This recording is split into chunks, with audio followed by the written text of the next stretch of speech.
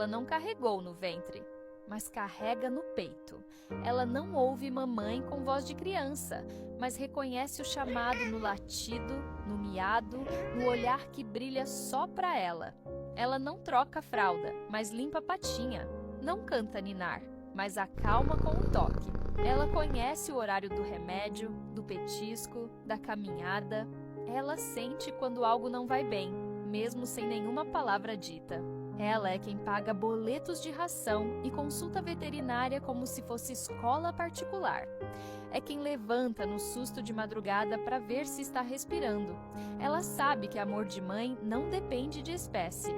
Nesse domingo, não esqueça de abraçar ou lembrar aquela que foi escolhida por patas, asas ou focinhos, porque ser mãe bichológica é ser mãe do jeito mais puro que existe. Feliz Dia das Mães a todas que amam além do umbigo.